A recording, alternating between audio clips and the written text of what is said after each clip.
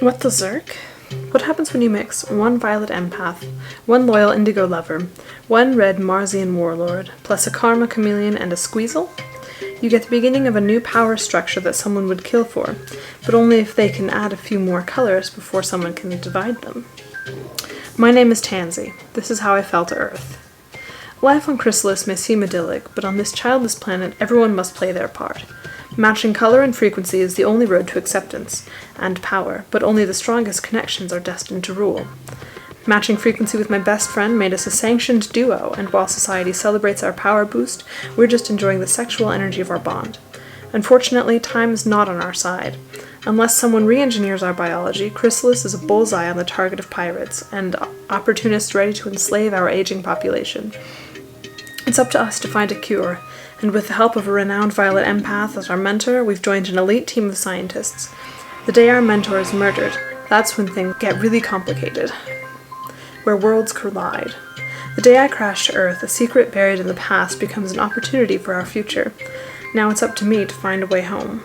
Welcome to Chrysalis, where the spectrum of power is determined by your aura, and sexual energy has become your currency. Politics is a waiting game, and the smartest players never show their hand too soon. Could the ruling spectrum soon be a thing of the past? Only if I can create a spectrum of my own, with the sexy men who keep hovering in my orbit, hoping to anchor their frequency to mine. Because unless you hold a full spectrum, all bets are off. Spectral Vibrations is the first book of a quirky medium-burn, new age sci-fi fantasy where our heroine gathers multiple mates, recommended for 18+. Okay, Spectral Vibrations is a book that transcends genre, and I'm not just saying that because I'm bad at identifying genre, but this book actually transcends genre. It is a... Hold on, this is gonna take a minute. It is a reverse harem science fiction, but I wouldn't necessarily put it as a romantic science. I mean, I would science fiction. It's sort of, it's not really a proper romance novel, and it has more of the science fiction elements than you would expect from romantic science fiction, but it's also got a lot more of the romantic elements than you would expect from your standard sci-fi. So this book transcends genre. And you know what? I think it does it really well. So there is a lot of world building that is going on in this book. You have basically a planet where the atmosphere is radioactive and has caused a mutation in the local population to have a layer of what they call silica over their skin, which means they can't reproduce. This is problematic. So they rely on energy and the color of a person's energy and vibrations and whatnot in order to grasp power and in order to create bonds with people. It's all about energy. So therefore, Tansy, our main character, is trying her best to A, come up with a solution to this reproductive problem, and B, just kind of mesh energy with someone who she, oh gosh, what's the word? Kind of melds with.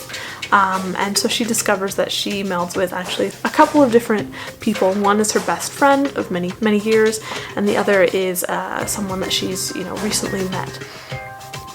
And she's trying to figure out this problem, but people have also discovered that she's kind of a lot more powerful than they expect, and therefore she becomes the central piece of a lot of political machinations. This is problematic.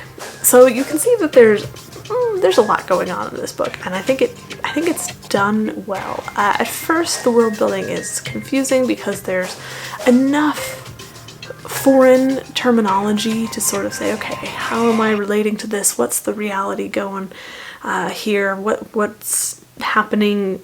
Who are these people? How do they relate to each other? What is all of this energy, color, vibration stuff? But I'd say after about a quarter of the way through the novel, you figure it out pretty well.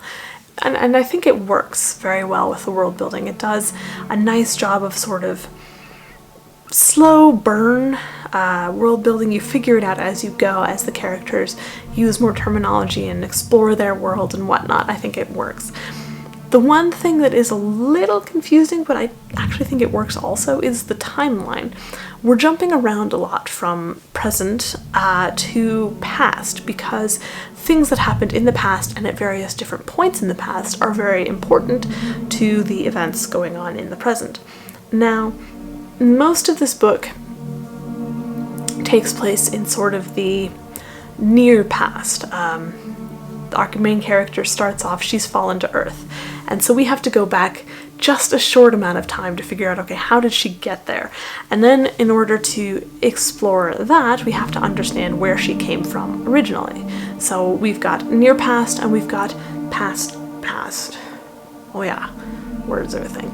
And so if you're not following the timeline at the beginning of each little section, then you're gonna be a little confused. But if you follow those timelines and you realize that this comes before that, etc., then it works out, I think, pretty darn well. And you know what? I liked this book. I think it was very interesting. I think the romantic parts didn't overwhelm the science fiction parts, and the science fiction parts didn't overwhelm the romantic parts. But then I read every genre, and I like all the different genres, so this doesn't bother me. I will say it's going to be hard to market.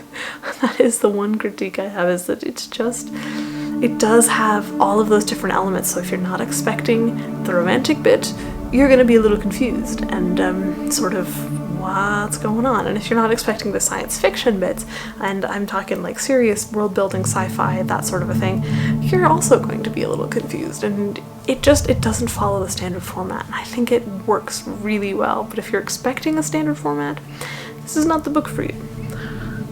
It does end on a cliffhanger, just a little bit, and I'm kind of disappointed because the next book isn't out yet, so that's a thing.